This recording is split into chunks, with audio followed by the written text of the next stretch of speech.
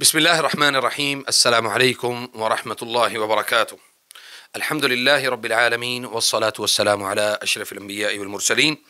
نبينا محمد صلى الله عليه وسلم وعلى آله وصحبه أجمعين. قال الله تبارك وتعالى: يا أيها الذين آمنوا أطيعوا الله وأطيعوا الرسول ولا تبطلوا أعمالكم. آج ہمارا جو موضوع ہے وہ ہے مسنون اذکار اور دعاؤں کی جو اہمیت ہے، اور اس سے آپ اندازہ کریں کہ مسلمانوں کی زندگی میں اللہ تعالیٰ کے ذکر کا اتنی اہمیت ہے کہ نبی علیہ الصلاۃ والسلام اپنی امت کو یہ بتاتے ہیں کہ افضل الذکر لا الہ الا اللہ، اور ایسی کوئی بھی چیز جو قرآن اور سنت سے کوئی مخفی رہ گئی ہو، ایسی کوئی چیز ہے ہی نہیں جو رسول اللہ صلی اللہ علیہ وسلم نے ہمیں نہیں بتائی۔ آج میں جس موضوع پہ بات کرنی ہے، ایک تو غیر مسنون اذکار بتانے والے ہمارے معاشرے میں جو خناس لوگ بیٹھے ہوئے ہیں، اور تھوڑے نہیں بہت زیادہ ہیں، میں خناس ہی کہوں گا ان کو، کیونکہ ان کے پاس نہ کوئی ان کے اذکار کی یا وہ جو وظائف بتاتے ہیں، خاص طور پہ یہ جو وظائف کا جو اپنے آپ کو بادشاہ سمجھتا ہے، کیا نام ہے اس کا،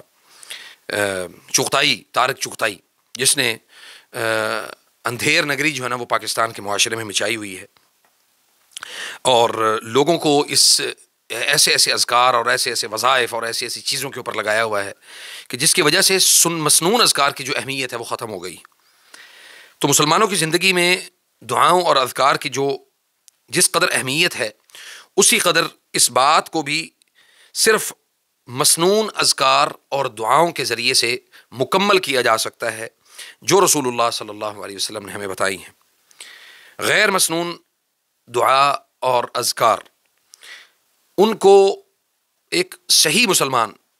جو عقیدتاً رسول اللہ صلی اللہ علیہ وسلم کی اطاعت کو اپنا ایمان سمجھتا ہے، وہ بلا تأمل جو ہے وہ اس کو ترک کر دے گا، بغیر کسی تردد کے، بغیر کسی بحث کے کہ اس میں یہ فائدہ ہوا، اس میں یہ فائدہ ہو رہا ہے، وہ اس کو کبھی بھی اپنے ساتھ اس کو جوڑ کے نہیں رکھے گا۔ اور بدقسمتی سے اسی وجہ سے یہ جو جہالت ہے وہ ہمارے معاشرے میں بڑی تیزی کے ساتھ پھیلتی جا رہی ہے، اور سنت مطہرہ کو قبول عام حاصل نہیں ہے۔ عام لوگوں کے اندر اس کو قبولیت ملتی نہیں۔ جو مسنون اذکار ہیں یا مسنون دعائیں ہیں، کون سی ایسی زندگی کا ہمارا ایسا خاصہ ہے یا ایسا موضوع ہے جس کے اوپر رسول اللہ صلی اللہ علیہ وسلم کی طرف سے ہمیں گائیڈ نہیں کیا گیا؟ تو یہاں پہ بڑی اہم چیز جو ہے نا وہ یہ ہے، اور بے شمار ایسے وظائف اور اذکار بتانے والے اس وقت مارکیٹ میں موجود ہیں جن کا آج میں آپریشن بھی کروں گا انشاءاللہ، اور تھوڑا سا وہ جو یوٹیوب کی زبان میں روسٹ بھی کریں گے۔ اور سبحان اللہ، سب سے پہلے تو یہ میں نے روسٹ نہیں کرنا، بلکہ میں نے قرآن و سنت کے دلائل دینے ہیں، روسٹ وہ خود بخود ہو جائیں گے انشاءاللہ۔ میں نے آپ کے سامنے ایک آیت پڑھی ہے، یا ایھا الذین آمنوا اطیعوا اللہ، اے ایمان والو اللہ کی اطاعت کرو اور رسول اللہ صلی اللہ علیہ وسلم کی اطاعت کرو، اور فرمایا کہ ولا تبطلوا اعمالکم، اپنے اعمال کو ضائع نہ کرو۔ کیا مقصد اللہ تعالیٰ نے ولا تبطلوا اعمالکم کیوں کہا؟ اس لیے کہ تم اس کے علاوہ جو کچھ بھی کرو گے نا وہ باطل ہے۔ نبی علیہ الصلوۃ والسلام کی صحیح حدیث ہے کہ من عمل عملا لیس علیہ امرنا فہو رد، جس نے کوئی ایسا کام جس پر شریعت مطہرہ کی مہر نہ ہوئی، اس کو اللہ تعالیٰ نے رد کر دینا ہے، فہو رد، اس کو رد کر دیا جاتا ہے۔ آپ سپوز ایک سوچ پیدا کریں کہ جی میں ایک چیز کو حاصل کرنے کے لیے میں نے 10 سال محنت کی، 10ویں سال جا کے آپ کو نتیجہ یہ نکلے کہ تیری محنت بالکل ضائع ہے، بیکار ہے، تو نے کوئی چج کا کام نہیں کیا، آپ کے وہ 10 سال اگر آپ کے منہ پہ مار دیے جائیں تو مجھے یہ بتائیں کہ آپ کو ان 10 سال کی محنت کا کوئی صلہ ملا؟ کسی صورت بھی آپ کو صلہ نہیں ملے گا۔ اور آج ہم وہ تمام وہ چیزیں ان کو بھی بیان کریں گے جو معروف ہیں بطور ذکر اور بطور دعا۔ اور اس کے بعد آ جائیں جی، اللہ تعالیٰ نے جو یہ فرمایا ہے کہ تمہارے اعمال کو اللہ تعالیٰ ضائع کر دے گا، ادھر ہی رکھ دو، اللہ تعالیٰ تمہارے اعمال کو ضائع کر دے گا، اور رسول اللہ صلی اللہ علیہ وسلم کی اطاعت سے باہر ہیں ان کے اعمال تو ضائع ہیں۔ جو رسول اللہ صلی اللہ علیہ وسلم کی اطاعت سے باہر ہوں گے ان کے اعمال ضائع کر دیے جائیں گے، اور غور کرنے کی بات یہ ہے کہ میرا دعوی محبت اور دعوی عشق مصطفیٰ صلی اللہ علیہ وسلم وہاں پہ وہ ختم ہو جاتا ہے جہاں پہ میں کسی بھی ایسی چیز کو دین سمجھ کے اپنی زندگی میں شامل کر لیتا ہوں، کسی بھی ایسی چیز کو، اور میں سمجھتا ہوں کہ یہ دین ہے اور اس کو بطور دین اپنی زندگی میں شامل کیا۔ مثلا اس میں وہ اذکار بھی ہو سکتے ہیں، اس میں کوئی عبادات بھی ہو سکتی ہیں، اس میں اپنا وضع کیا ہوا طریقہ عبادت بھی ہو سکتا ہے۔ اور پھر نبی صلی اللہ علیہ وسلم نے فرمایا کہ میں چند ایک حدیث آپ کے سامنے رکھ دیتا ہوں جس میں فرمایا کہ جس نے دین میں کوئی ایسا کام یا کوئی شریعت جس کو شریعت بنا لیا گیا، من عمل عملا لیس علیہ امرنا، جس کے اوپر ہمارا حکم ہی نہیں، فہو رد، اللہ تعالیٰ اس کو رد کر دیتا ہے۔ بخاری مسلم میں صحیح حدیث ہے، ہر نئی چیز بدعت ہے اور ہر بدعت گمراہی ہے، کل بدعت ضلالہ الضلالۃ فی النار، کل بدعت ضلالہ الضلالۃ فی النار۔ اور سنن نسائی کی حدیث ہے، اور پھر اس میں رسول اللہ صلی اللہ علیہ وسلم نے فرمایا کہ سنت رسول صلی اللہ علیہ وسلم سے گریز کرنے والا ہلاک ہونے والا ہے، یعنی جو رسول اللہ صلی اللہ علیہ وسلم کی سنت سے اپنے آپ کو اعراض کرے گا، اپنے آپ کو بچائے گا، وہ سب کے سب کیا ہیں؟ وہ یقیناً ہلاک ہونے والے ہیں، یعنی ان کے اعمال ہلاک کر دیے جائیں گے۔ اور کتاب و سنت کی تعلیمات کو اپنی زندگی کا حصہ نہ بنانے والے اور اللہ کے رسول صلی اللہ علیہ وسلم کی زندگی کو اور سیرت کو اور دعاؤں کو اور ان کی تعلیمات کو اپنی زندگی کا حصہ نہ بنانے والے ہلاک ہونے والے ہیں۔ اور اب ہم آپ کے سامنے چند ایک ایسی چیزیں وہ میں آپ کے سامنے رکھ دیتا ہوں جس کے متعلق بہت سارے لوگوں نے، میں نے پہلے دعائے حزب البحر کے اوپر ایک بڑی تفصیلی میں نے گفتگو کی تھی کہ دعائے حزب البحر جو ہے نا وہ ایک من گھڑت دعا ہے، من گھڑت، جس کو رسول اللہ صلی اللہ علیہ وسلم کے ساتھ یا صحابہ کرام کے ساتھ جوڑنے کی کوشش کی گئی، اور اس کوشش کو مسلمانوں نے دین سمجھ لیا کہ یہ جو ہے یہ دین ہے۔ اب جو میں آپ کو چیزیں بتاؤں گا یہ آپ نام سنتے جائیں اور حیران ہوتے جائیں، سبحان اللہ، کہ ہماری سوسائٹی اور معاشرے میں لوگوں نے کیسے کیسے نام جو ہے نا وہ وضع کر رکھے ہیں۔ اگر آج موسیٰ علیہ السلام بھی زندہ ہوتے تو ان کے لیے بھی رسول اللہ صلی اللہ علیہ وسلم کی صحیح حدیث ہے کہ اگر آج موسیٰ علیہ السلام بھی زندہ ہوتے تو ان کے لیے بھی میری اتباع جو ہے نا وہ لازمی ہوتی، اور ہم ہیں کہ رسول اللہ صلی اللہ علیہ وسلم کی بتائی ہوئی احادیث، مسنون دعائیں اور اذکار کو ترک کر کے ہم ان چیزوں میں خیر تلاش کر رہے ہیں جو خیر سے محروم ہیں، جو خود خیر سے محروم ہیں۔ میں اب آپ کے سامنے وہ چیزیں رکھنے لگا ہوں سبحان اللہ کہ ان دعاؤں اور اذکار کے حوالے سے جو ہمارے ہاں رائج ہیں، پھر میں یہ جو مولانا اپنی طرف سے جو شیخ الوظائف، شیخ الرذائل اور مفقود العقل اور جاہل بے شمار جو ہے نا وہ بنے ہوئے ہیں، ان کا نام ہے جی طارق چغتائی صاحب۔ خیر، اللہ تعالیٰ عافیت دے، اللہ تعالیٰ ہمیں ایسے لوگوں کے شر سے بچا کے رکھے۔ وہ آج میں ایک کلپ بطور معلومات جو ہے نا وہ ان کا ایک دیکھ رہا تھا، تو وہ کہنے لگے دنیا بھر کی خیر آپ کو یہاں سے ملے گی، نعوذ باللہ من ذالک۔ اللہ اور اللہ کے رسول کو چھوڑ کے آپ یہ کہہ رہے ہیں کہ بھئی آپ کو دنیا بھر کی خیر ہم سے ملے گی۔ کہتا جی آخرت کے موتی آپ کو یہاں سے ملیں گے۔ اب دنیا کو اٹریکٹ کرنا نا اپنی طرف، طریقہ واردات یہ ہے کہ آپ کو ایسے الفاظ اور ایسی باتیں اور ایسی چیزیں بیان کر کے آپ کو اپنی طرف اٹریکٹ کریں گے۔ آپ یہ کام ایسے کریں گے تو آپ کو یہ فائدہ ہوگا، آپ کے گھر کے اوپر آپ ان کے تھمبنیل جا کے پڑھ لیں ان کی ویڈیوز کے، نعوذ باللہ، جیسے ساری دنیا کا جو ہے نا وہ خزانہ اس بندے کے پاس ہے، اس کی چابیاں اس کے پاس ہیں، تو خزانے تو اللہ کے پاس ہے، سبحان اللہ۔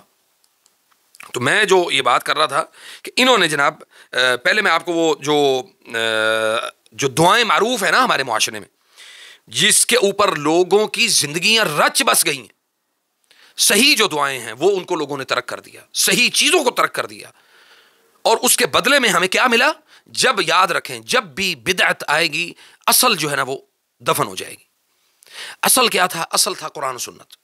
اللہ اور اللہ کے رسول کی بتائی ہوئی دعائیں اور مسنون اذکار اور مسنون، آپ سبحان اللہ دیکھیں کتابیں بھری پڑی ہیں، انسائکلوپیڈیا بھرا پڑا ہے اذکار سے۔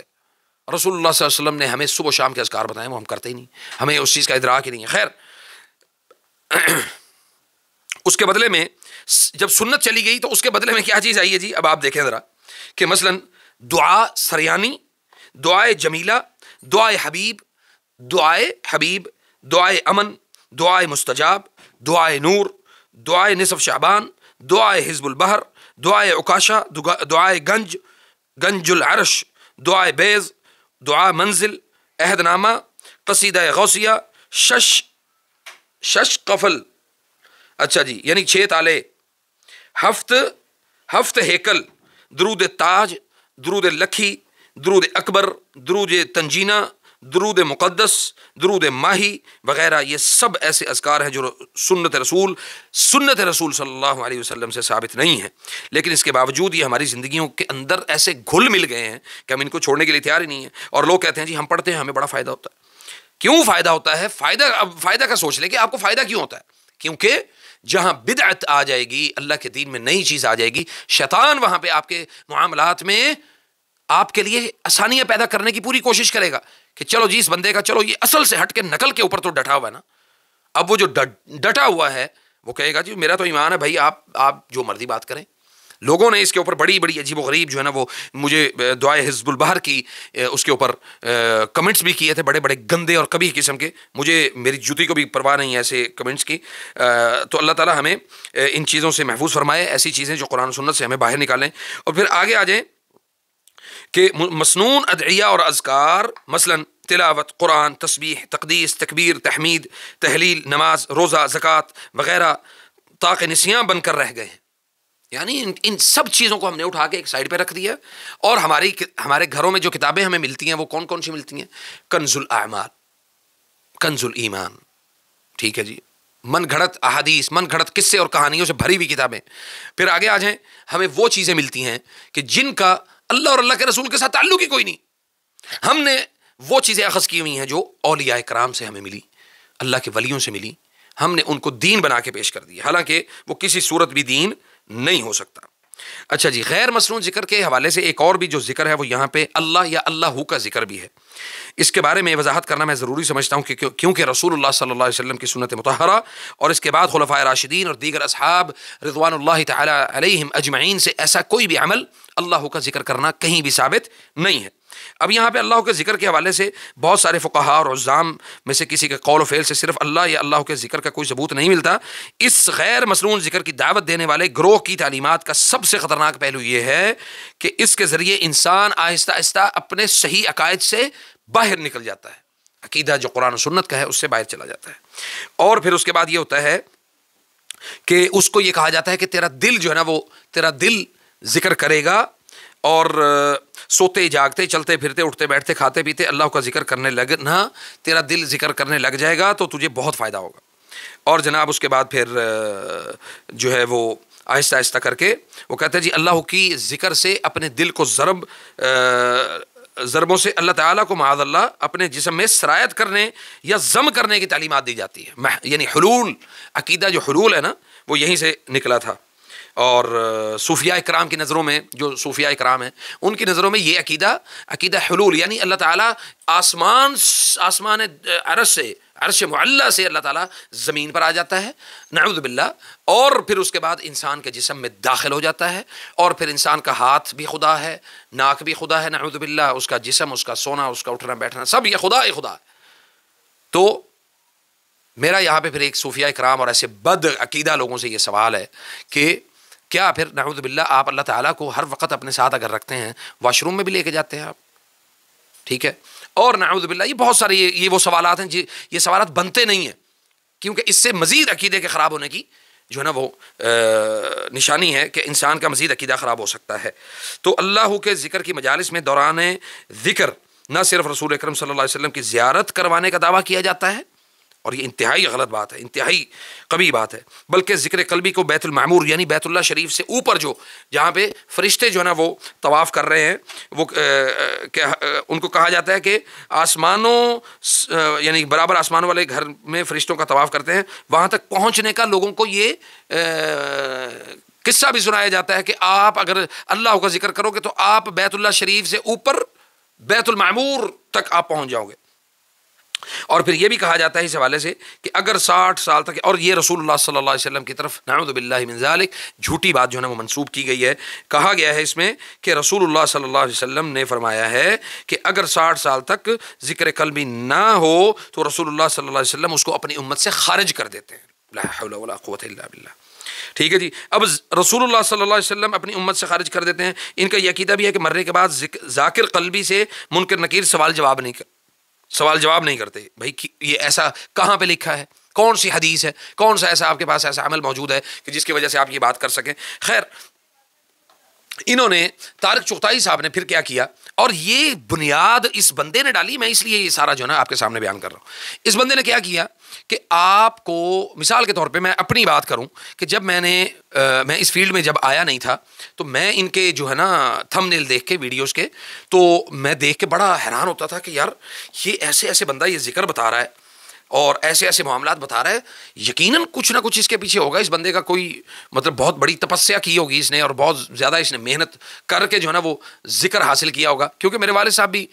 جو ہے نا وہ پہلے وہ بہت کٹر قسم کے بریلوی تھے، اور ایک پیر صاحب کے جو ہے نا وہ مرید بھی تھے، اور پھر ان کی وہ مریدی انہوں نے چھوڑی. اللہ نے عقیدہ درست کیا، اللہ نے عقیدہ توحید کی سمجھ دی. آج اللہ کے فضل سے عقیدے کی دعوت کا اور توحید کی دعوت کا اللہ تعالیٰ نے ان سے کام لیا، اور وہ بے مثال کام لیا. جگہ جگہ پورے پاکستان میں اللہ تعالیٰ نے ان سے عقیدہ توحید کے جو مراکز ہیں اللہ تعالیٰ نے ان سے کھلوائے پورے پاکستان میں، الحمدللہ علی ذالک. خیر، وہ ایک بڑی تفصیلی بات ہے. تو طارق چغتائی صاحب نے اسی چکر میں لوگوں کے عقیدے جو ہے نا وہ اپنے ساتھ منسوب کر لیے. ٹھیک ہے، بھلے وہ اپنی زبان سے یہ نہ کہیں، لیکن میں نے بہت سارے بے شمار ایسے لوگوں سے یہ بات کرتے ہوئے سنتے ہوئے دیکھا ہے کہ انہوں نے کہا کہ بھئی جو طارق صاحب کی چغتائی صاحب کی بات ہے نا وہ حرف آخر ہے، ہم اس بات سے آگے پیچھے نہیں ہو سکتے. اگر وہ کہیں گے نا کہ اپنے بچوں کو ذبح کر دو، ہم بچوں کو ذبح بھی کر دیں گے. اور یہ بھی کہا لوگوں نے کہ ہم نے جناب کسی نے کنال، کسی نے 5 کنال، کسی نے 10 کنال کی جگہ جو ہے نا وہ ان کے طارق چغتائی صاحب کے نام لگا دی. کیوں؟ اس لیے کہ وہ شیخ الوظائف ہے، وہ شیخ الرذائل ہیں،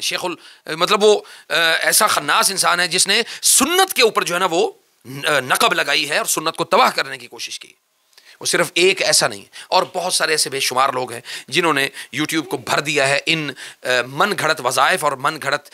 چیزوں سے، جس کو لوگوں نے اپنا اوڑھنا بچھونا بنا لیا ہے، دین بنا لیا ہے، اور جس کی وجہ سے آج لوگ جو ہیں وہ اللہ اور اللہ کے رسول صلی اللہ علیہ وسلم سے دور ہیں. ٹھیک ہے، تو اس کے لیے ضروری چیز ہے کہ ہم قرآن و سنت کو اپنی زندگی کا معمول بنائیں.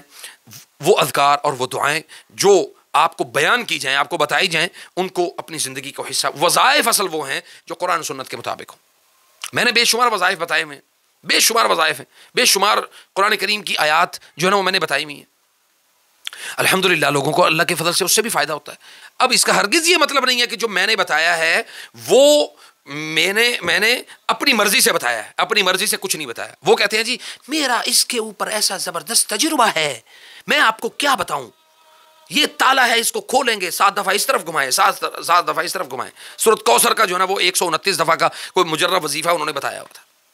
129 دفعہ. بھائی وہ 129 والا جو عمل ہے جو آپ بتا رہے ہیں رسول اللہ صلی اللہ علیہ وسلم سے تو کوئی ایسا عمل ثابت نہیں ہے کہ جو 70 دفعہ سے زیادہ ہو. ٹھیک ہے، وہ بھی چند ایک ہیں، باقی 100 دفعہ ایک ہے لا الہ الا اللہ وحدہ لا شریک لہ لہ الملک ولہ الحمد علی کل شیء قدیر. اسی طرح صبح شام کے اذکار میں درود ابراہیمی ہے 10 دفعہ ہے. آپ نے جناب اس کی تعداد 1.25 لاکھ دفعہ کر دی، اور یہ 1.25 لاکھ اور 151 اور 140 اور 158 اور 41 مرتبہ، یہ سب کے سب جو تعداد کا تعین کرنے والے جو وظائف ہیں، سمجھ لیں کہ وہ جو ہے نا وہ من گھڑت ہے. ہاں، ایک چیز جو ثابت ہے وہ ہے 3 5 7 9 اور 11، یعنی جیسے وتر کی تعداد ہوتی ہے اس کے مطابق اگر آپ کوئی وظیفہ کرتے ہیں تو اس سے آپ کو اللہ کے فضل سے فائدہ ہو سکتا ہے.